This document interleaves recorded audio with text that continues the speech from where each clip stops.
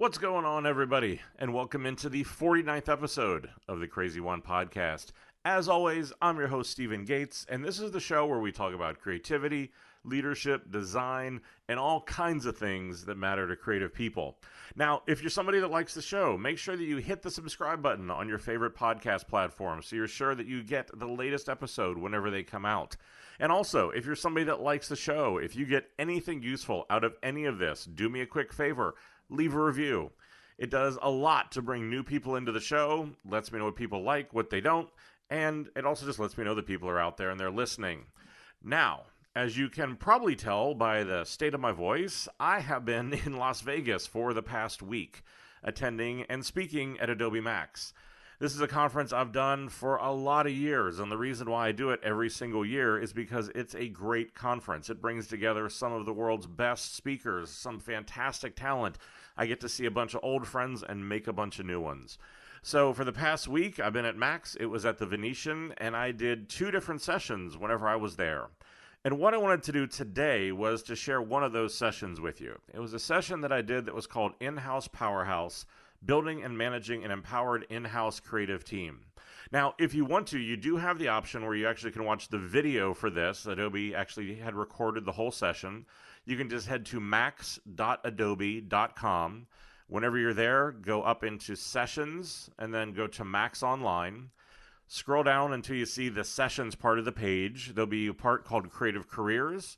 Click on the second page of that, and you will see a thumbnail of me in the upper left-hand corner, and you can actually watch the video and the slides for this whole thing.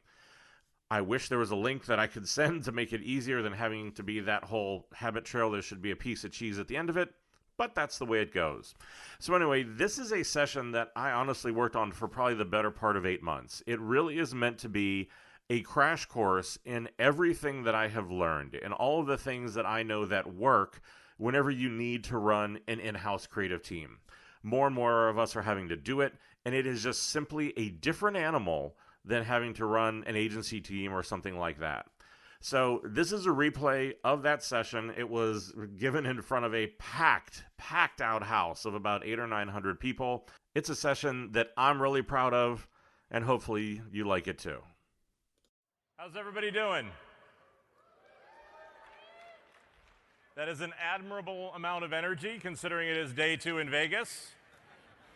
My Apple Watch is about to just give up because the rings have gone around so many times that it just I don't know what, I've walked way too damn much.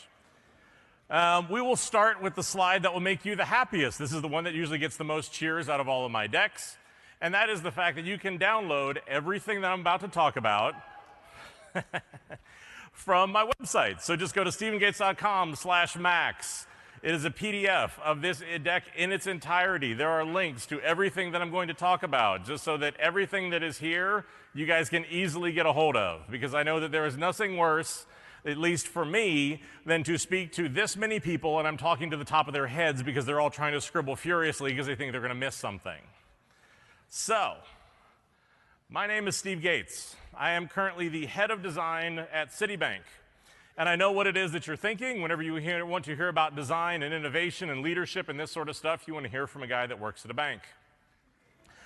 For those of you who have been through my other sessions, just lip sync through the early jokes. It'll get better as we go on.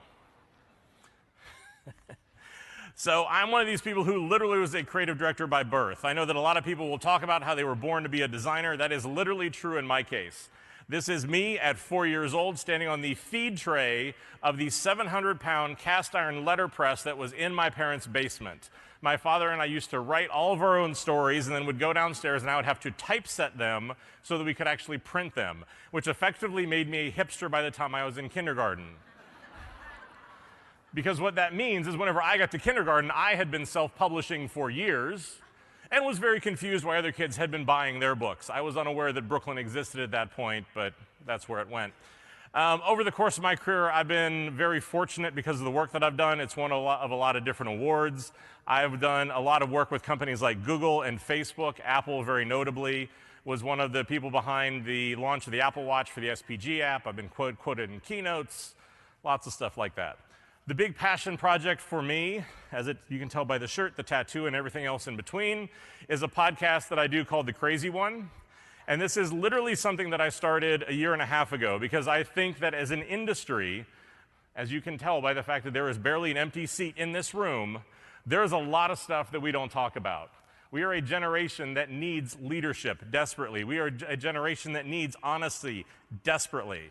So for the past year and a half, it's up to about 48 episodes of talking about a lot of the stuff that we're going to talk about today. Now, one of the things that I'm going to do as we go through this is that I am going to reference certain episodes of my podcast. I am not doing this because it is a shameless self-promotion. I do not get paid a single dime for doing this. It is because we have an hour to talk about an incredibly complicated problem. And some of this stuff is just going to need more attention than what I'm able to do here. So if it's something I've talked about in more depth, I want to go ahead and reference that. So I literally, like I said, grew up in design. I have been a paid designer since I was 12 years old. Other kids got a paper route. I actually was doing like paste-up keys and cutting Ruby lith and a lot of stuff that you guys need to Google to figure out what the hell it is that I'm talking about. I watched computers come into the industry, and I spent the first half of my career in ad agencies. And then a funny thing happened. I had one client that changed my life. Because for me, at the time, whenever I was in advertising, in-house is where you went to die. In-house is where you went whenever you wanted to retire and kind of coast into the sunset. In-house was not where serious creatives went. But the thing that happened was that I got to work on this company. I got to work on American Airlines. And I got to work on it at an incredibly difficult day. I got to work on it on September 12th. Whenever we had to sit down as an organization with that company and try to figure out what the hell do you do whenever something like that happens to your brand. How do you keep them for the years afterwards out of bankruptcy? How do you convince an entire company that you can no longer be in the big metal tube flying through the sky business because of what that now means for your company? But what it did for me was that it made me realize that building a brand was a much more significant challenge, a much more interesting challenge for me than building an ad for a brand. And it really changed something in me. And so I decided that I wanted to leave the advertising world and go in-house, much to the complete bewilderment of every one of my friends in the agency world. So for the past 11 years, I worked for 2 different companies. I spent 9 years helping to build the global brand design team at Starwood Hotels and Resorts. That is a body of work I am insanely proud of because it was coming in and taking over a team that really had been overlooked. It was a team that was very much of a service organization. And that by the time I left, we were one of the top teams that worked with Apple. We were invited to work on things months before it was available to the public. And the leadership of that team the day I left was the exact same leadership the day I got there. So I am not somebody who believes that in-house teams are these ones you have to come in and be able to reshape everybody and bring in new people. That is not the case. What you need are leaders who actually understand what it is they're doing, who have a plan and a vision, and actually give a damn about what's going on there. Now, for the past 2 years, I did something where apparently I have, I don't know what, an interesting streak for a challenge. I've taken over the head of design, the first head of design in the 210-year history of Citibank. So that's kind of like trying to be the speedboat in front of the Queen Mary. But what I'm coming in to do is to literally, how do we figure out, how do we bring design and creativity into an industry that desperately needs it? And to be able to kind of go through and do that work. So it's a little bit hard to ignore how many people are here today. So just out of curiosity, a quick poll, how many of you work for in-house teams today? So pretty much everybody. Thinking right now, maybe that was a bit of a dumb poll question. I'll admit it. Okay. But this is the thing, right, is that we are in an era where we are seeing the rise of in-house design like we have never seen before. We can thank the big agency holding companies and the conglomerates who continue to put pressure on their agencies to increase their billing rates while the quality of their work drops. And this is the thing, is that we are in a spectacular time to be in this position. But here's the thing, and everybody can feel free to nod along, cheer, clap, do whatever you want if these are problems that you currently encounter. One is that you feel in many cases your team is disrespected or underfunded because design is just sort of that thing.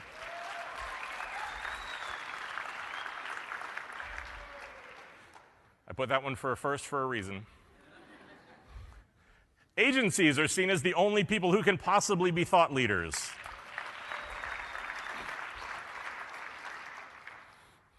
Your company is afraid of doing any kind of change.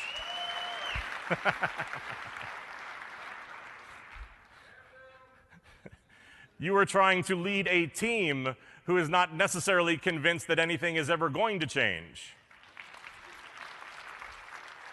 I'm glad that got smaller applause. And finally, you understand that corporate structures are definitely places that do not encourage creativity. Okay, so now that we all know that we're thankfully all in the same boat, let's talk about exactly why does in-house creative matters. And because one of the things that people always respect is they respect numbers and they respect dollars. So there was an interesting study that happened from 2004 to 2014, where what they did was they went through and looked at the top companies who actually invested in in-house design. These are companies that valued design. These were Apple, Coca-Cola, Herman Miller. The team at Starwood that I was a part of this study. And what they did was that they tracked all the rest of the companies in the S&P 500 to see how did they perform over that 10-year span. And they noticed a very, very funny trend, that the companies who invested in design, on average, performed 219% better than the companies who didn't. So if you want to, feel free to take a photo of this and show it to your boss whenever they ask you what is the value of design. But look, here's the reality, and this is why I'd like to be able to give this talk, is because I firmly believe that we're in an era where, as creatives, we have the ability to influence our companies. We have a seat at the table that we have not seen since the Industrial Revolution. Companies want creativity like they have never wanted it before. But here's the challenge. Like I said before, as a generation that has been a little bit light on leadership, on a generation that's been a little bit light on understanding business, the problem is that most of us are wasting this opportunity. And that this is what I want to talk about today, is how do we start to fix this? So, what do we actually need to empower an in-house creative team? What are the things that you need to be able to start to bring about change? So there are 5 basic things, if you think about it, that you have to have in place if you want to bring about change. And then what those are going to be are vision, creativity, incentives, resources, and a plan. Now, the problem is that you need all 5 of them, because only whenever you have all 5 of them do you actually get things to change. If there isn't a vision, then what you get is a hell of a lot of confusion. If there is no creativity, and this is something that I'm sure we all struggle with, what you get is the status quo. Things are going to be the way that they always are, because the reality is that comfort is the enemy of greatness. We would much rather just stay the way things are, even if we know that it's to our detriment, because it's easier. If there are no incentives, then there's going to be resistance to that, because what's the incentive for me to actually do anything differently? If I don't have resources, which is, again, probably most everybody in this room, you end up with a massive amount of frustration. Now, if I don't have a plan, a whole lot of false starts. A whole lot of times when I'm going to try to do something, and then that's not necessarily going to work out. So what I want to do is I want to concentrate on just a couple of these today. And what I really want to look at is I want to look at the piece around vision, around creativity, around incentives, in the hope that that is going to then yield a plan for you guys. Because again, the resource piece is something, there's no slide in the world I'm going to be able to put up here that's probably going to be able to help you with resources. That may be like the one-on-one conversation afterwards. So, let's start talking about vision. And the problem that we all have is, as we talked about before, many companies just simply don't understand and that they don't really know what to do with creative teams because we are so different. One of the things that I take a massive amount of pride in is that my team sits on the 10th floor in New York City. And I get on the elevator, and at least once a week, somebody in a Brooks Brothers suit looks at me up and down as I'm standing in jeans and a t-shirt, and they go, "You work on 10, don't you?" You damn right. But here's the thing, is that there's a cold reality here that I think a lot of us need to think about, is that in many cases, your team is going to be seen inside of your company in one of 2 ways. And what those are going to be is that you're either going to be seen as a commodity or a critical asset. The commodities are the ones who are just simply told what to do. The commodities are the ones that can be outsourced, they can be laid off, they can be replaced. They're the ones who aren't valued. They're the ones that are given problems to just simply color in. They're not asked to actually come up with original thinking.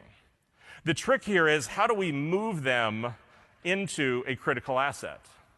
And a lot of this really has to do with, again, what is your group known for?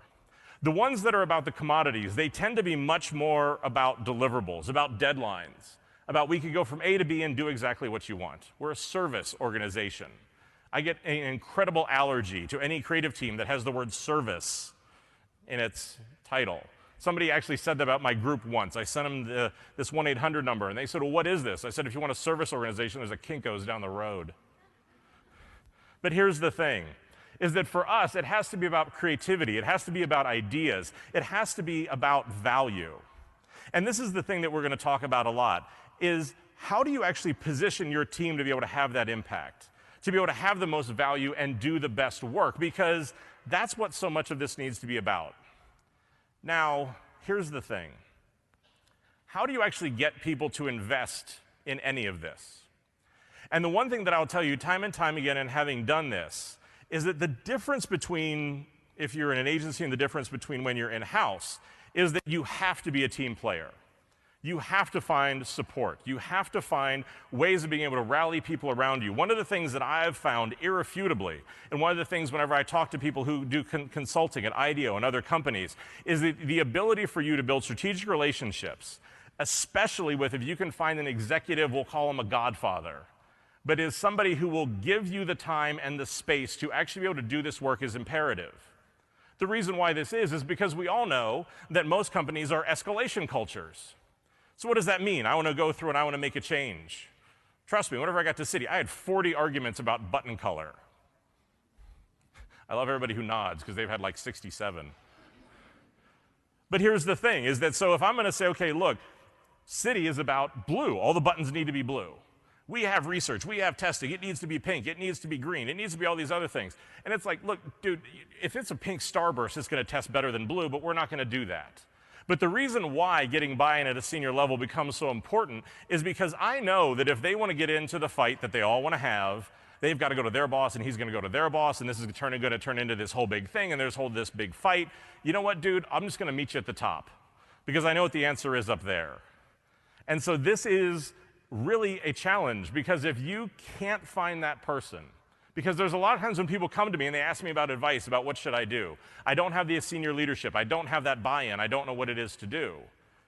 In a lot of cases, what I may tell you is to go find a company that does have that, because this is something that there has to be a dedication to this. And the reason why is because there is just a fundamental change in structure. And this was something that I had to realize as I came from the agency world. Whenever you're in the agency world and you look at the creative team, it is absolutely the heart of the house. It is the reason for being, it is the fuel that drives the engine. That is the entire product of that team. The challenge that they have is that their clients come and go. So it tends to be a very transient way of looking at things. Now, on the in-house side, what we have is we have more permanence. We have a client that is there all the time. But the challenge that we have is that the design team, the creative team, is not the center of the universe. We have to go up against other teams with other resources that are also asking for headcount and budget and a lot of those other things. So this is the challenge, is that we have to balance this. We have to be able to look at how do we position our team inside of this so that we still find value, and that can really be the trick. Now, here again, this is the first semi-shameless self-promotion. So the episode 16 I did was really all about what are the secrets about how do you just become a successful client-side creative director. I've had a front row seat to far too many incredibly talented people who came in from agency side, who came from other places, and did not last a year. Because there's a lot of this about the way you build relationships. There's a lot of it about where you are building a product, you are not building pitchware. And there's a lot of these definite things that you need to be able to think about. But the other big thing, and I think this is the number one biggest mistake that I see a lot of in-house teams make, is that they confuse the difference between creativity and design. So hopefully this poll will go a little bit better than the last one. So, how many people who are in here think that the product of your team is design? I don't believe that. So it's like 3 people. How many people think that the product is creativity? A lot of people who really aren't sure. Okay. But here's the thing. The product of your team has got to be creativity. Because the way that I look at this is that every team has the ability to have a massive impact on their company if they are able to make it about creativity. Because every single company that is out there wants to be more creative. Every single company that is out there wants to figure out how do they get more ideas out the door. So that if I can bring in a team that can help them do that, if I can bring in a team that can help bring creativity, that is a massive, massive move towards becoming a critical asset. And that the way that I would look at it, and the thing that I would argue, is that design is then a byproduct. Because if it is about creativity and it's about problem solving, design is then the visual expression of that problem solving. Because if all it is that you're focusing on is just simply the visual expression of that, we're back in the commodity space. It can be the most beautiful looking system in the world. It can be the greatest looking system in the world, but then it becomes about aesthetics and it becomes about opinions. And we're going to talk a little bit later about why is that so hard. Because that's what I said, is that every company sees value in creativity. Very, very few companies see value in design. And so again, I think this is one of those things where as we just think about how do you position the foundation of your team, that becomes incredibly important. So now at the end of these sections, I like to do these takeaways. I try to make them very big. I try to make them very red. They look fantastic on Twitter. I know what I'm dealing with. But look, a big part of this, and a very honest part of this conversation, is that for you to bring about this change, you're going to have to think about really how determined are you going to be able to do this? Because you are going to meet resistance. You are going to meet pushback. And this is not going to be an easy thing. This is why most of the time, even whenever I come into a city, people ask me, like, well, how long do you think it's going to be for you to really be able to change this? My honest answer was probably 2 to 3 years, at which point most people's eyes roll into the back of their head. But this is the thing, is that at the end of the day, for us to be successful, my determination has got to be stronger than the excuses. It's got to be stronger than the pushback, just because we have to be able to have somebody who believes this thing. And the other thing for your team is the fact that at the end of the day, your 2 biggest products for your team to become more successful are trust and confidence. Because those are the 2 things, more than the work, more than anything else, that are going to allow you to do better work. They're going to allow your team to continue to grow, to get headcount, to do things like that. Because the reality is, at the end of the day, my boss needs to know that she's still going to have a job. Her kids are still going to go to college. That it may be one of those things where I may be crazy, but I am not stupid. And so the ability to actually think about that, to be able to help with your team, that is what we want to reinforce, that's where so much of the freedom and so much of what we want to do comes from, is to be able to do that. But it really is starting to think about what is that vision? How do you start to put that together? And now the challenge here is going to be for you, and this happens in a lot of my talks, is that what that vision is and the way that it comes to life is going to be different for everybody here. The foundational things that I've talked about, I think, apply. The politics, the leadership, the size, the scale, the budget, and the everything else that is up to your individual companies, that's the part where you're going to have to think about how do you apply this to your team. There's not going to be a magic bullet here. I really wish there was, but as far as I know, there definitely isn't. So let's talk a little bit about the second piece, and let's talk about creativity. Because I think that the other thing that I see most internal teams really struggle with is that they don't know how to define what they need to be successful. So many times whenever I come in and I start to work with these teams, what they're doing is they're accepting the process that they're given. They're accepting the inputs that they are given, but then somehow they're mystified about why the work isn't better. And you'll sit down with them and you'll say, well, are you getting what you need to do your best work? No. Are your clients giving you what you really need? No. Why are you then somehow confused about why you're not doing your best work? And so this is the thing, is that to get better at this, you're going to have to spend some time and focus on something that is incredibly sexy for every creative in this room. Process.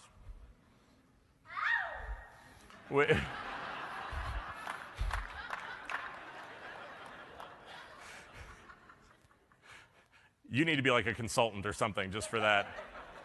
There's always one, right? There's always one. But here's the thing, is that whenever I start to work on a team, the first thing that I want to start to look at, as unsexy as it is process. Everybody immediately wants to run and start to look at the work, at the design, about how do we make that better. But the process is what underpins that. The process is what is going to make so much of that better. And so this is the thing, is that so many teams, they've got the raw talent. I talked about the team that I had at Starwood. I talked about some of these other things. They have the raw talent they need to be successful. But if you don't have a process, and if you cannot define what you need to be successful, you cannot capitalize on it. And that is a massive problem. Now, as a part of this, you really need to split this into two parts, an internal and an external process. Now, the internal part really should be a methodology. And because what that methodology should be is that it should set for my team, how are we going to work? And really, what are the quality levels that we want to go through and to be able to do this? Because again, if you have a team in one location, that's fantastic. If you start to get them a little bit more distributed, that becomes a much bigger problem. But the other thing that you need to do is to think about how can you make your process inclusive. This is a major war that is going on right now inside of our industry, is whether we do inclusive or exclusive creativity. So many agencies want to cling on to the exclusive model. You give us the problem, we go away, we think about it, we come back, we tell you what you want. For me, that's still a little bit of like wearing a beret, doing a watercolor of your spirit animal in the corner, telling you how much you don't understand creativity. It is a luxury that in-house teams simply do not have. Because if you're going to be exclusive about these things, if you're going to shut your clients out, it is not something that is going to bring about change. This is why I firmly believe that the greatest Trojan horse for change is design thinking. I know this has become very in vogue lately. I know this is something a lot of people want to talk about. This is something that has been around since the 1960s, so I kind of find it funny that now all of a sudden this is the new thing that everybody wants to do. But the reason why design thinking works so well really is for two different reasons. The one is because whenever you institute design thinking, what it's going to do is it immediately empowers your team to be in the driver's seat. It immediately empowers your team to be the ones that drive the conversation. Because what that allows you to do is that you are the shepherd that takes them through that process, the Sherpa that gets them up the mountain. And that what that can do is then you can then bring everybody into that conversation, but it sets you up to be the authority. But the other part of it is just what I said. It brings everybody into the conversation. Because this is why it's so fantastic at reshaping culture and everything else. Because what I'm going to do is I'm going to tap into the basic human psychology that people will support what they're a part of. Too many times, especially coming into financial institutions and things like that, they will tell you how legal and regulators and all these other people are impossible to work with. But if you back out the process and look at it, what you find is that you had a team, they got a brief, did a whole bunch of work, finished what that was, gave a finished product to their legal team or to their regulators, which then led them to this very black and white decision, yes or no. As opposed to doing it with design thinking, I want to bring that person in. And instead of doing something like just giving you a finished product, what I want to be able to do now is I actually want to bring you on that process and say, instead of this is the solution, this is what I want to accomplish. How do we get there? It doesn't mean that you're going to get there 100%, but it means you can bring about massive, massive change and do things that you never thought possible. One of the examples, it's a very bank example, but that there was one particular flow that my team worked on last year. It was a mobile flow that had 58 form fields. I'll let that sink in. All of you who work with the bank did not find that the least bit shocking. But so what we did is we actually sat down with the regulators, we sat down with the lawyers, we pushed back about this, we brought them in on this process, and where we launched it, all of a sudden it had 6 form fields. The miracle had happened. But this is the thing, is by bringing them into this process, by making it inclusive as opposed to exclusive, now all of a sudden you can bring about change. But here's the thing, is that it does require your team to have confidence. It requires them to be okay to be able to bring people in and to have that conversation. And it lets you kind of need to be able to set up some of those ground rules. Now, for those of you who do not know what design thinking is, for those of you who have not done it before, I did 3 whole episodes. So I'm somebody who has actually been trained by IDEO. I've actually gone through their training. They've watched me teach. These are 3 episodes that will walk you through the entire process, which is always a little bit hard to do over a podcast, but to show you how do you actually do design thinking to become more inclusive with your teams. Now, the next thing that you're going to need is an external process, because design thinking really helps my team empower them. It helps them to be able to do that work. Now, the external process really defines, for me, how are my clients and partners going to work with me? What do I need to be successful? Gone need to be the days of we're just simply going to accept whenever anybody gives us. And so in this case, these are going to be things like a creative brief or project calendars, design reviews, delivery standards with tech, a lot of these things that tend to come up. Because this is the other problem because design does not live in a vacuum. For good work to go out the door, I need my clients. For it to go out in a shape that I actually need, I need tech to execute it the right way. I've spent 11 years railing on developers that my team does not do what they do for it to be a frickin' suggestion. That this is the thing, is that we have to set these standards and we have to hold people accountable to them. And so again, a whole nother episode that I did on how do you build stronger relationships with your clients. And here again, these are things that are purposely left sort of open-ended. There are a lot of other people that can talk about process and creative teams. There's a lot of other things that you can look up. I'd rather spend the time, go look that up. Let's talk about other stuff. But a big part of what this is are creating what I call tent poles. And this is true whether you work with a single team. This is true if you work with multiple teams. It is true if you work with agencies. But tent poles are really these things of what are the core resources that everybody needs to work together to be consistent. Because the problem is that so often, again, we're the victim of agency one has one process, agency two has another process, we're going to get certain things from one people in another way, my design teams are going to design differently, all of a sudden the agency is going to take some liberty because they think it looks better. You have to be able to stop all that. So these are going to be things, again, your methodology, your process, your design language, all of these sort of assets. And now there is a balance that you have to strike here, especially around things with like a design language. So one of the things I did was, whenever I came in, was to build an atomic design language, from the pieces all the way up to the components. And again, it's my responsibility to balance consistency with creativity, because the systems in the past had just been these big block modules that were very easy to work with, but effectively killed creativity and very, very quickly became an excuse.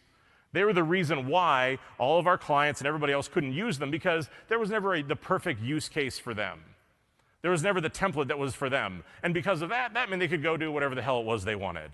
And that doesn't work. But the other part of this then is to talk about the part that also does really matter to us, the part that is more personal, and that's the creative process. And to talk about some of the things that I think you can do very simply to make sure that you're setting yourself up for success and that your work gets better. The number one thing that I see, the number one thing whenever I come in that I always want to make sure that we change, is that make sure that you are starting with a problem to be solved, not a solution to be vetted. There are too many times whenever I will sit in on meetings where a client will walk in, they'll have done a sketch, God forbid they do something in PowerPoint and mock it up, or like their kid who's in college has like access to a license of Photoshop Elements or something. It's just. But that's the thing, and they're like, oh, this is what I want. Okay, that's fine. But what I want to do is I want to back that out and to try to figure out what is the problem that we're trying to solve here. Because the reality is that if you want to find any sort of innovation, if you want to have design thinking and do it the right way, if you want to give your power to your team, and if you want to respect their process, you don't know where you're going to end up whenever you start these problems. That is going to scare the hell out of your clients. It is going to scare the hell out of all of your business, because this is why agile methodologies and design thinking, all these very in vogue things, are having so much trouble whenever they're adopted. Because it means that I'm going to start at A, and I don't know what B is going to be quite yet. And a lot of people really want to understand what that is. But this is the thing, is this just simply make sure that your team is getting a problem to be solved. And that this can be something where you're going to need to retrain your clients, you're going to need to push back on them. And again, it doesn't mean that I can't understand that there is validity, that there is an opinion that that person who did that sketch can be able to do that. But trust me, I can tell you, with my teams right now, this has been a massive change. The most difficult product owners that we have now are very much into coming with the problem, not that sketch anymore. Because this is the thing, is we have to be able to take this power back so that we can have these conversations. There's another thing that we do that I call North Star thinking. And this is based in the fact that for most companies, doing a big bang or doing a big idea is just simply not possible or plausible. Because of the time, because of the number of pages, because of the budget, because of fear, there are a lot of different things, and it's very hard to execute a big idea all at once. But that doesn't mean that what you need to do is to give up on that. One of the things that I found one of the most fascinating was that if you looked whenever Apple and Samsung were having their big fight and their big lawsuit, is that Johnny Ive, who runs design for Apple, in his office has the next 5 generations of every product in his office. It does not mean that the iPhone 15 is going to look that way. But what it means is that they are thinking about it. And that too often what we all do is we get into this trap where we're going to innovate just as far as the project in front of us. So it leads to this very happenstance sort of approach to creativity, this very happenstance sort of approach to innovation, where we're just going to jump and take whatever it is what we can get. Now, North Star thinking really is about the fact of, I want to come up, where do we ultimately want to end up? It does not mean that that is where exactly we're going to end up, but I want to put a place out there that is going to define what we want the ultimate experience to be. And then what I'm going to then start to do is to break that back into pieces so that now I can work with what are we going to do this year, but also what are we going to do tomorrow? So that, again, I can put people on a road. As we start to do budget planning, as we start to do roadmaps, as we start to do these sort of things, there is an aligned direction that we can go in. The other thing is that if you're working in Agile, the ability to do this really gives you the ability to then calm down the executives so that they understand what the vision is. In a lot of cases, what we do is we'll do this through what we call like a sprint zero or a design sprint, where it's a time before we actually get into Agile where we can come up with just what is the basic concept of what we want to do. Because then that calms everybody down. That gives us the ability to do that sort of thinking, because we all know that everybody loves Agile, but nobody's kind of remembered that it's a software methodology. And that you cannot do concepting work whenever you are heads down in sprints, because you're on a deliverable. You have pointed what it is you need to work at. Thank you to whoever just clapped. But this is the thing, is that here again, I did a whole episode on just really like trying to figure out how do you find these opportunities? How do you go through and look at this process and find these insights to be able to do this stuff? Because again, there is some part of this where you're going to need to figure out what hill is worth dying on, because they're not all worth dying on. You're not going to be able to get all the change done at once. But if there are some of these things where, yes, we'll take the big leap where we can get it, but I also want to look at where are the places where I can make smaller, sustained incremental changes. Another big one, seems very obvious. Put the consumer at the center of what you do. And the reason why I do this is not because I know that a lot of strategy and a lot of research, and again, these are things that everybody wants to get into. This is not saying that to do everything about co-creation. Co-creation kind of drives me bananas. Because here again, we're talking about incremental innovation. If all I'm going to do is to sit around and listen to exactly what consumers tell me to do, I'm going to be in a fantastic feature war with all my consumers. This is the famous Henry Ford quote that if he had asked people what they wanted when he built the car, he'd have made a faster horse. But this is the thing. What we are dealing in is a highly debatable medium. And so like this was one of the things where we started doing the work at CRZY, that what we did was we said, as we're going to go through and we're going to do this work, we're actually going to test whatever it is we're working on once a week.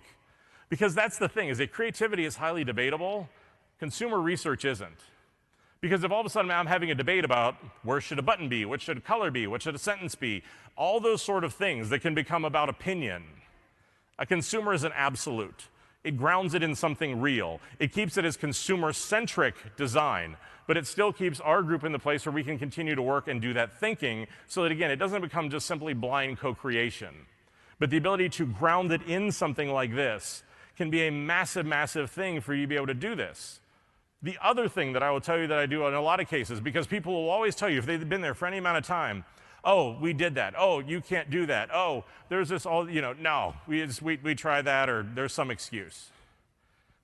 Ask them if that isn't a fact or an opinion.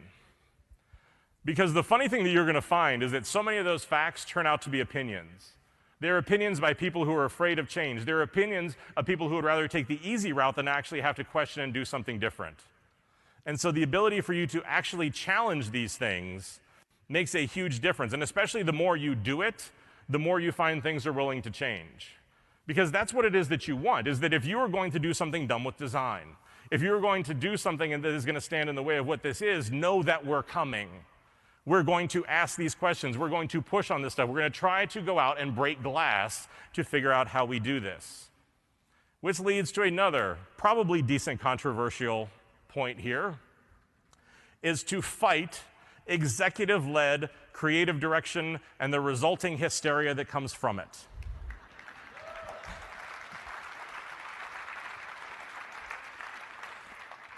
By the applause, I can tell that none of you know what it is that I'm talking about. For those of you who might not be sure, it goes something like this. There is a meeting between a bunch of different executives. Somebody, a CMO, a CEO, thinks, hey, we have a marketing campaign. And they say something like, we should do a t-shirt. All of a sudden, minions are set in motion. Agencies are briefed, and they are running around going, oh my God, we need to do a t-shirt. We need to do a t-shirt. Hysteria ensues. Weekends are worked. Things are done. All sorts of zaniness so that we can make a t-shirt. Funny thing. Nobody ever stopped to say, why the hell are we making a t-shirt? This is the thing, is the ability to actually stop and think and ask why. Because the thing that I have found time and time again is that rarely did that executive mean that they wanted a t-shirt.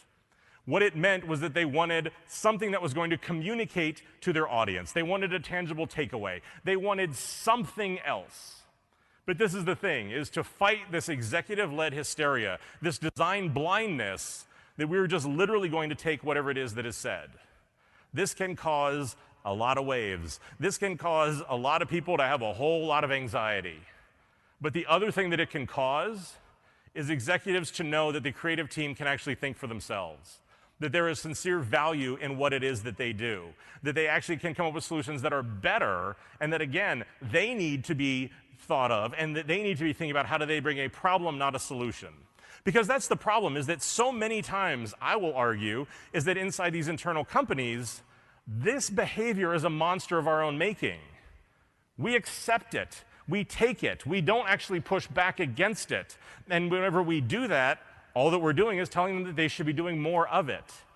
So again, trust me, whole episode based on just simply nothing but how do you fight executive-led design hysteria.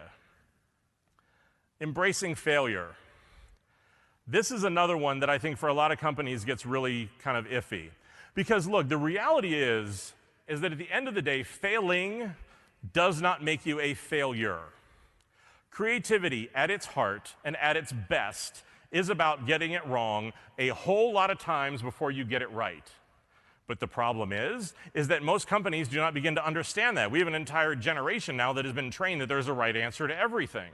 This is why, honestly, for the first time ever, there's a decline in creativity in children, and for the first time as long as they've been measuring it. Because of the fact that people are afraid to fail. It's taboo. It's bad. You can't be wrong.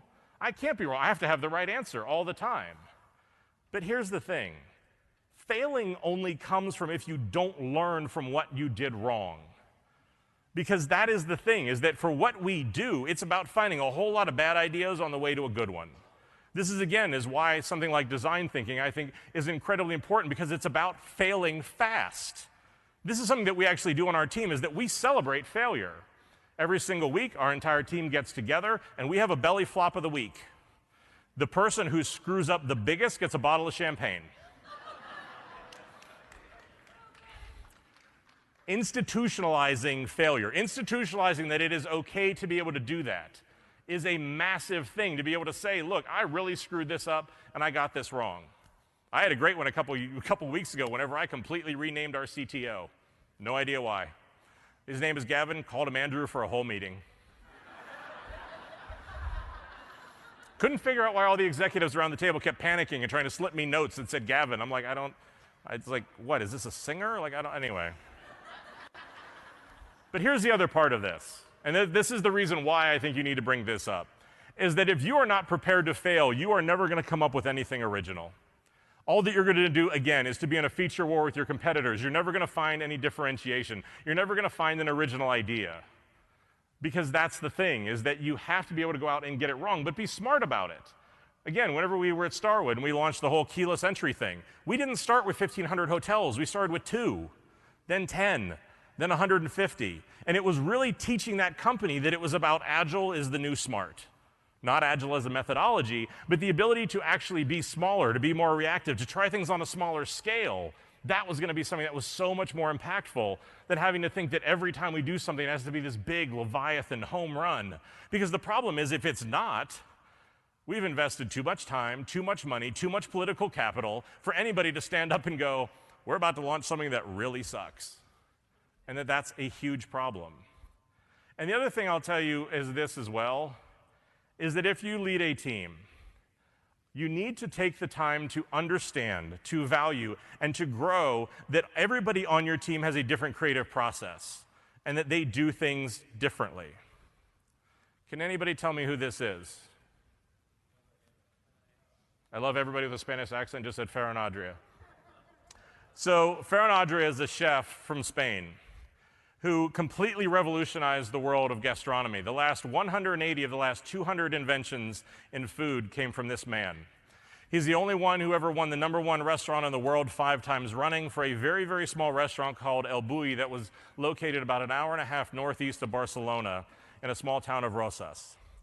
So I've been incredibly lucky over the years to have met Ferran a number of times, and a few months ago had a fascinating opportunity where I got to go to this secret lab that he has in Barcelona. He has closed the restaurant now, really in the pursuit of studying creativity and studying food. And whenever I say secret, I'm not making this up. It is literally hidden in a parking garage in the outskirts of Barcelona. This is my wife and our friend from them walking up the parking garage. This is the really sexy entrance to his studio. This is the obligatory shot of me and Ferran. But look, this is literally a trip into the mind of one of the most creative people who is currently living. For me, this is if you got to spend the day with Michelangelo or Picasso, what would you do and what would you ask? Now, there's not much of this studio that I can show, but Ferran was nice enough to say that there was one thing there that I could share, because whenever I saw it, I thought it was genius. I saw this board sitting in his studio with all these different kinds of different string on it. And unless you read Catalan, you probably have no idea what the hell it says. But what this is that he asks every member of his team to actually go through and to take a string, starting with their roll at the bottom, and to go through the different parts of the creative process and actually map out how do they have ideas. Because it gives him an aggregate look at how his team works. For those of you who actually want to be able to try this out, I went through and worked with an interpreter. This is the English version of that, which again is in this deck. So if you want to recreate it, is probably the most brilliant thing I've ever seen at actually looking at how do you start to figure out the way that your team works together. Because the other thing is that you want diverse perspectives. You want people who are going to think in different ways. And the ability to actually map this out and have this be an artifact that sits in your studio, I think is absolutely fascinating. Here again, I did an entire episode just talking about what I did learning from Ferran. And I think that the takeaways here are a few different things. It isn't sexy, but you need a clear and strong process for your creativity to flourish. You have to set it up to be successful. The thought that we were just simply going to run to the process and run to the output is not realistic. You need to be able to do more for this. You have to embrace failure as an incredibly critical part of creativity. And this is the biggest thing, is that for the work that you do, you have to change the way your company thinks, not the way it behaves. Too many people try to triage behavior. They try to triage it in the way that people in their group act. They try to triage it in the way their company is. But the problem is that new behavior on old thinking doesn't change anything. Doing things like design thinking, doing things like pushing back to make sure you're getting problems and not solutions. These are ways where you can start to be able to change the way that people think. And so I think it's a good kind of transition to start to talk about incentives. And I think one of the biggest incentives for creatives is culture. And that the reality is that, you know what, culture is what merges this group of kind of individually talented people into one solid group. Because the reality is that your team needs their own identity inside of this company. It doesn't mean that you're starting a separate agency, but what it does mean is that they need something they can rally around, something that they can believe in. And so the thing here really is the fact that the problem is that culture too often happens by default instead of design. We just simply take the larger culture. We take the larger things that HR are doing. We take too many of these other things and accept them, that that's the way our culture is going to be, and then we just kind of get whatever happens. So how do you actually start to get culture on your team? This is part of, if you've ever heard me talk, I talk about this a lot because I really believe in it. It is about crafting a set of beliefs. These are the things that, what does your team believe in? What do you stand for? If you had to stand up and explain to somebody what your team is about, what would that be? Now, the way that I do this is that I'll usually take about 60 to 75 days to lead with my mouth shut, to actually go through and figure out what is going on with this team. Where are the problems? What are the things that they need to be able to work on? And the reality is that these things, they need to be deep-seated problems. They need to be problems in the way that the team is thinking and the way that they are acting. And what I'm going to do is that every day I'm going to write down some of these things.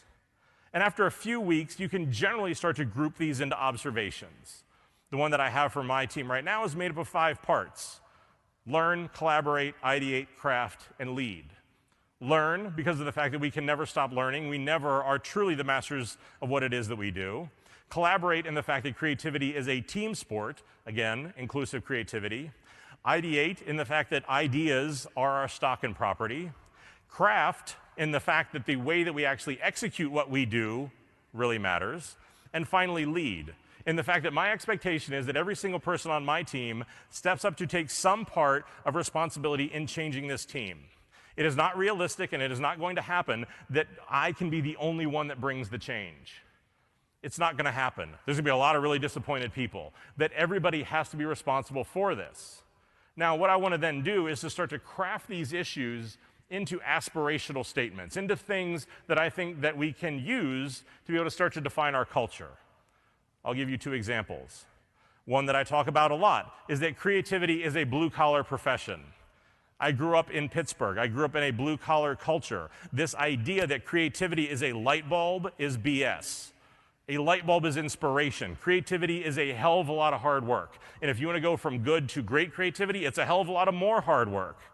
And that is what it is that we need to do. And to do things about attitude. If you've ever been around me, you know this is one of those things that is true, that we are respectful and confident, but we are not delicate. I'm not going to spend 3 weeks tiptoeing around an issue. I'd much rather take it on head on. I'd much rather be honest about what's going on. We're not going to play politics all the time. We're not going to do this sort of thing. The only way we're going to get anything done is to be able to get this stuff out there. Now, how do you get this adopted? Got this list, sounds great, did all these things, they sound really great, put them on a poster, woo. That's not how you get culture. Because what you need to do, and the reason why I like this, is because the beliefs create what I call a scalable coaching system. And that what that means is that I can actually go through and look at different levels of an organization about how do I want to apply these. I can say that maybe there are 2 of these or 3 of these different beliefs that I think apply to my entire team. That this year, these are the things that we want to work on. Maybe I have an individual location or a studio. Maybe there are 2 or 3 different things that they need to work on. As a particular team, maybe 1 or 2 that this team needs. Or as an individual, there's 1 or 2 things that that individual needs to work on. The reason why this works is because it is a shared vocabulary across the entire team. It is something where everybody can hold each other accountable for this. And so that allows us to be able to do this. And again, it empowers the team to be accountable for the change. Because again, this cannot just be one individual and everybody else sitting around waiting for that to happen. That is a fantastic way to get a lot of people who are going to be really frustrated. Because the reality is that leadership comes from a lot of little moments. Change comes from a lot of little moments. Simon Sinek, I thought, described it the absolute best way, where he said, design and leadership is a lot like falling in love. You cannot tell me the one single moment that you fell in love with your significant other. It was a lot of little moments, a lot of little things that added up to something big. Change, leadership, the things that we were talking about are about a lot of those little moments that add up to something that's much bigger, that's much more significant. I will often say that this comes through coaching. You need to lean in. You need to be able to work with your people. You need to be able to do these sort of things to help them grow. I'll often kind of break this down into 3 different parts. The first part really is that I need to define what is it that we need to work on. What's the problem? This could be anything, big or small. It can be anything that isn't working as a team. It can be anything that isn't working in an individual. It is anything that I see that is a problem. And as a leader, what I want to do is I want to be able to get to that person as quickly as I can to have this conversation. Doing it a week later, a month later, is meaningless. And that's the thing, is that a problem, it's just anything that's not working. Now, what I then want to do, and this is the part where it becomes the burden on leadership, is that I want to define what do I want to change. And this is where your leadership really comes into play, because you have to define an outcome. This is a daunting thing. You are messing with people's lives. Do not begin to take this the slightest bit lightly. Because this is something where we are helping to guide people's careers. There's a profound responsibility in that. But what I want to do is I want to be able to pick an outcome that I think is achievable for that person. I want to set them up for success. And I want to pick a time frame in which I think that they can reasonably do it. Now, the change comes from stringing a lot of these different things together, because again, a lot of these small incremental changes can lead to something big. And then the last thing that I want to do is to define what I call an or else. And an or else is really what spells out what's going to happen if this doesn't happen. It doesn't need to be threatening, it doesn't need to be mean, but what it does do is it creates a sense of urgency. Because the thing that we all know is that whenever it comes to change and it comes to creativity, fear is a fantastic motivator. I like the nervous laughter, but you all know it's true. That's the thing. We all have 3 weeks for a project. The night before, you freak out. All of a sudden, you start working like crazy. Again, I did a whole episode just looking at how do you do this sort of a coaching thing to really dive into this. So I think the couple takeaways here for me are really that, you know what, look, a strong culture is going to create that sense of purpose. At the end of the day, I always like to think about this, is that my team is the center of a hurricane.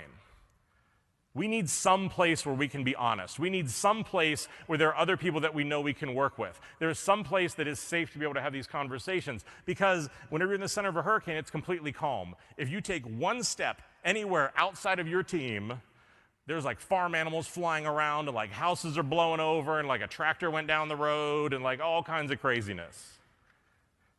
That each team's beliefs need to be unique to their personality and their challenges. This is why don't take just the ones that I did. Take the time to invest and think about this, and to invest in the coaching so that you know really what needs to go on here. Now then, the last part is just sort of like a kit of parts of a bunch of other things that I've found that are really important that I just want to run through and share really fast. The first one that I think is good is to establish some sort of rituals inside of your team. What are the things that are unique to your team? What are the things that really help them? There are a few of these things that I've done in the past that I find successful. One are what we call GSD days, get shit done. They can be days where there are no meetings. As leadership, have office hours where people can come and talk to you, to be able to do inspiration meetings where you can actually start to account for your team so that there can be a non-project-based discussion of creativity, someplace where people can come together and actually just talk about what inspires them. How about if you actually start to take hiring seriously? One of the things that drives me the craziest is when creativity becomes a popularity contest. You bring somebody in, you think they're a great talent, you love their book. They go through and the team meets with them, they come back and you say, what'd you think? Oh, they're really nice. I don't need more friends. I need people who can work. I need people who can think. One of the things that we do, which oddly I find to be an incredibly controversial thing, is that we will actually give candidates a test to see how they think. Because one of the things that I have discovered is that there is too many talented people out there who are talented because of their last leadership. There are too many talented people out there who are talented because they've spun their career in a certain way. I look at this that I'm not going to hire a chef unless I try their food. And the other thing that I will quite candidly say is that I also do not want to hire somebody who is too big of a prima donna to go through this, because I have had to do this for every single job that I have, and it ain't bragging if you can do it. If you've got the skills, you should have no problem with this. And the people who will tell me that this is just a ploy to get free work, this is just a ploy for us to be able to get talent to come in so that we can steal their ideas. You know what the last test was that we gave them? Was that we asked them to redesign the City app using only emojis. If you think we're launching that anytime soon, have at it. Here again, episode 17, this was all that this was about. It was about how do you actually hire better people? How do you take this seriously and really make sure that you are putting these people through the test to make sure you're putting the best people on your team? To make sure that there are ways for you to give and get candid feedback. 84% of people, if you are a leader who work for you, will not tell you the truth. 84%. That means 8.5 people. I don't know how you get to a half person, but we'll figure that out later. 8.5 people are afraid to really tell you the truth about what is going on with your team. As a leader, that makes a massive blind spot and a massive thing that you need to try to figure out how to overcome. The best way that I know to deal with this is to do a 3-step process. And what this feedback is just simply asking people very directly, what do you want me to start doing? What do you want me to stop doing? And what do you want me to continue doing? Because these are things that get rid of the like, oh, you're good, everything's fine, it's great, the easy cop-out answers. I actually want real answers to this. And again, I'm incredibly aware, like when it's my position, I get the whitewashed answer. I get like oh, everything's fine, everything's great, we're all good. Rome is burning in the background. But somehow we need to get to these answers. And the other big one, especially if you're a leader, is to empower your people. You need self-managing teams. Let them use their talent. You hired talented people. How about if you actually trust them to do some real work? Because the thing that I can tell you is if you want to be that leader that just simply has everybody do what you say, you're going to have a fantastic turnover. Nobody wants to work for that. I don't want little versions of me, partially because it's creepy, but also because it's fascist. This is the thing, is I'm going to give you that responsibility. But the thing is that I'm also going to give you the accountability for those results. Because the two have to go hand in hand. Because that is the part of what it is that we are doing. That is the accountability that I need for people. And so I want to make sure that we have some time for questions. So there's just a few things that I want to leave you guys with. Is that the approach that I use for my internal team, having spent equal time on the agency side and equal part on the in-house side, is to think about how do you build a team that has that aggressive agency mentality, but it is grounded in an in-house authority. Because the thing that an agency does really well is that there is an inherent threat that if you do bad work, you're going to get fired. It keeps the knife sharp. It keeps you really focused on what matters. The in-house side can let that knife go dull. You can start to get too comfortable. You get very comfortable with the excuses and the reasons and all the reasons why things can't be done. And then before you know it, you can't figure out why you're not doing better work. I talked about this a little bit before. Have patience. Change takes time. You are going to make mistakes. Make no doubt about it that just because I have put this plan together does not mean that I have anything close to a perfect team. It does not mean that we are doing all of these things, because this stuff takes time. Trust me, I'm a spectacular failure to my team on a very regular basis, but it's part of what's got to happen. All of us learn. All of us have to figure this stuff out, and we try to do the best that we can with it. But here's the biggest thing in the end. You're going to think about all this stuff. You're going to take a bunch of notes. You're going to go back to work next week. And the thing that I told my team in the very first big meeting that we had is that you're going to come to a fork in the road. And one of two things is going to happen. And this is why I think more of the in-house teams need to be able to take more pride, and they need to be able to be harder about their work. Because like I said, one of two things is going to happen. You're going to go back, and you're either going to get busy making changes, or you're going to get busy making excuses. And it is up to everybody who is in here to decide that if the excuses outnumber the changes, what are you going to do about that? What are you going to do to be able to affect that change? What are you going to do to be able to turn that ship in the right direction? Because that's the thing. It's very easy to just kind of go like, we'll go along with it. Then don't sit here and complain about why you don't get respect. Don't complain about why your work isn't better. Because it's up to all of us that are in this room to bring this change. Our companies want it. They need it. It is up to us to figure out how do we bring it to them. How do we, every day, fall in love with that? Every day, make that little decision that's going to add up to that big difference. And it's hard. It's hard. And many times I'll often say, like, I'm the guy that's got to run up the hill and be the first one to get shot. Not killed, shot, very important difference. But the thing that you will see is that initially, while you'll be vilified for being the crazy one, you'll be vilified for that one who wants to do things differently. As soon as you start to find any amount of success, an amazing thing happens. Those same people will seek you out because they know of the thinking that you'll bring, because they know that you will challenge the status quo, because they know that you're not going to just go along with what everybody says. It takes time. But when it happens, the ability to have that effect, to be able to be the creative team that can change a company, that's the craziest thing in the world. So like I said before, for those of you who want this deck, that's where you can find it. This is what the page looks like. All the podcasts that I mentioned are right there. You'll see the big blue button where you can download the PDF. The other thing that I do and maintain is this, which is called the Essentials. These are all of the apps, the books, the people, the videos. Anything that I've come across in my career that I think is worth checking out is on this list. that I would ask you, if you loved the session or if you hated it, please take a minute and fill out that survey.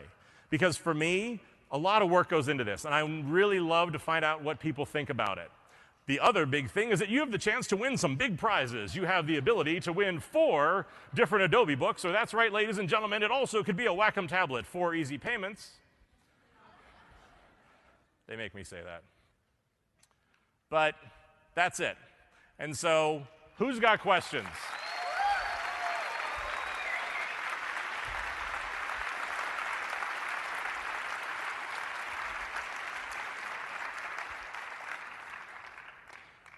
We can start over here, and I'm going to have to ask you if you can, either if you're loud, shout, if not, get a little bit closer because we don't have mics, and I'll repeat the question for everybody. So the question was, what do you say to the designer who says that I've worked here for 10 years, they're never going to let me do that? I think that one of the biggest challenges to leadership is apathy. And I think that the thing that you need to do, one, is to lead by example, and 2 is that you need to put the structures in place. You need to redefine the norms of your team so that that attitude is no longer accepted. Because the reality is that that's the thing that you're going to see. And that's why, for me, it's very much about making changes or making excuses, is because I have to redefine the norm of my team. That at the end of the day, if you are not somebody who's going to get on board with this, your time here is going to be limited. Also because of the fact that I know that as my team gets better, and for like the team at CRZY, it was about the 1.5-year mark, it starts to change because it no longer is about how do we just get the basic tools that we need and the process that we need, because now all of a sudden we're doing better work. Now it becomes about how do you then encourage those A players, because the A players will actually then start to reject the people who think that way.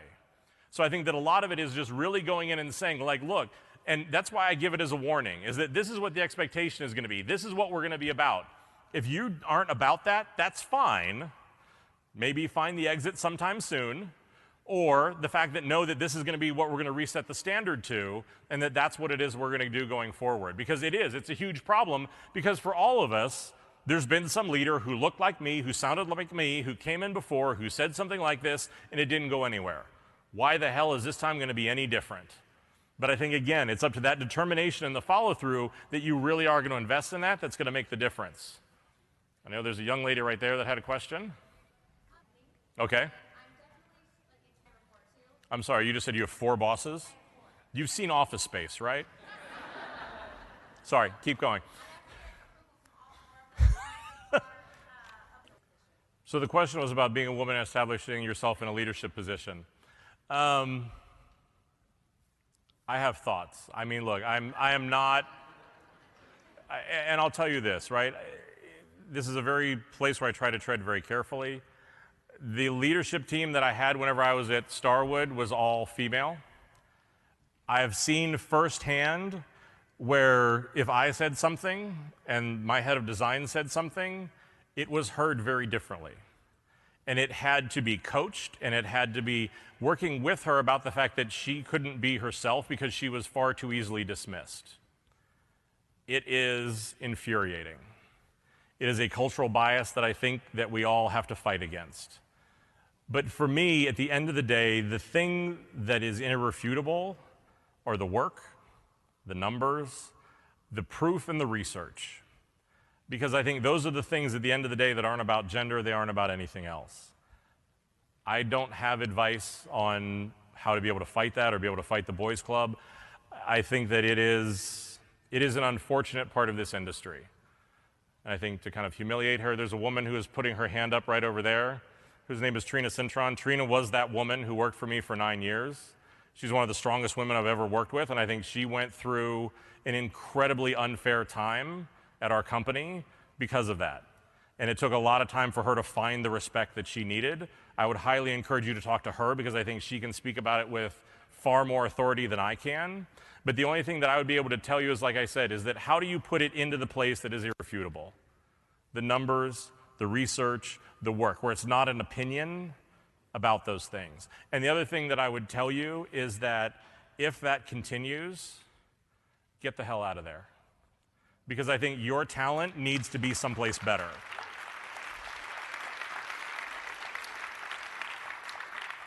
I know that a lot of people want advice that there's some magic bullet, but at the end of the day, they don't deserve you. Screw them. Go someplace better. How do you reach close people? Yeah, for CEOs and CFOs.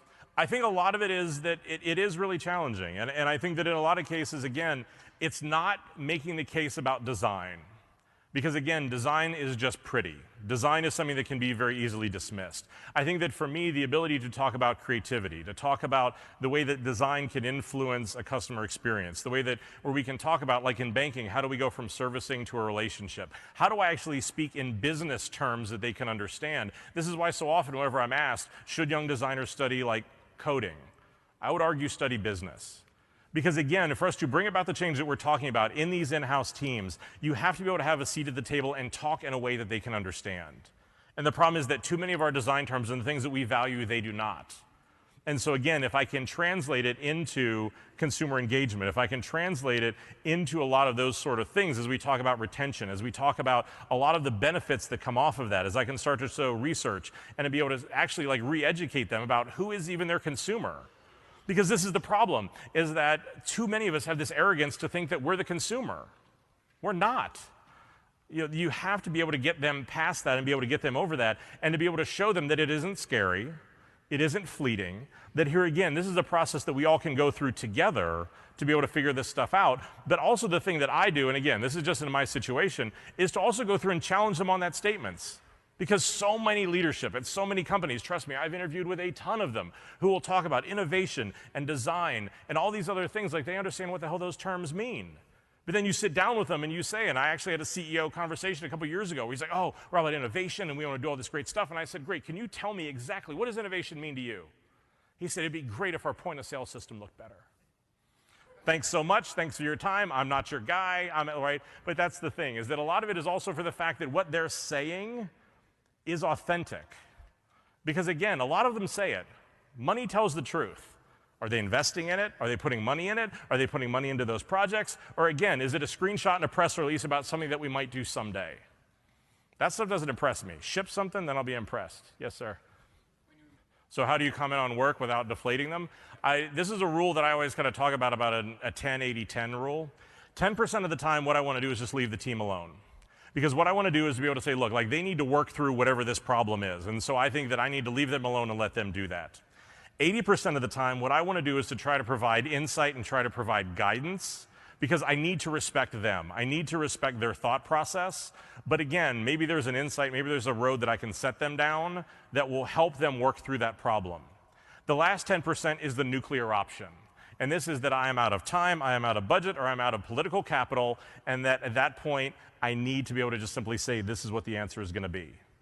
On either end of that, I think need to be extremes. Because again, this is about, for me, empowering them that they need to be the ones who push through this. But I'm going to hold them accountable for what that is. And then again, where that slides is going to move around a ton. So I think, unfortunately, that's all the time we've got. For anybody who has questions still, I'll be happy to hang out and answer all of them for anything that you have. But hey, thank you so much for your time. Well, that was it. That was a big session. It was a ton of work. It was a thrill and a lot of fun to be able to present. Hopefully you liked it. Like I said before, if you like anything that you're hearing in this show, do me a quick favor. Head over, leave a review, click a couple stars, write a couple words. Do something, it makes a big difference. Make sure you subscribe to the show so you know whenever the latest episodes come out. As always, you can find out more about this podcast, related articles, get the show notes for this episode and all the others. Just head over to podcast.stephengates.com. Stephen, as always, is Stephen. You can find all of that there. If you have any questions about anything, if you want to see what it is that I'm up to, head over to Facebook, type in the Crazy One Podcast and do a search, and then like the page that you find there. I'm posting articles whenever I can, answering questions, doing all sorts of stuff there. As always, the boys down in Legal want me to remind you that all the views here are my own. They do not represent any of my current or former employers. These are all just my own opinions. And finally, I say it every time because I mean it every time, but thank you for your time. I know that time is truly the only real luxury that any of us have, and I'm always incredibly humbled that you want to spend any of it with me. So until next time, whenever I'll be back and we can listen to the second session that I did at Adobe MAX, stay crazy.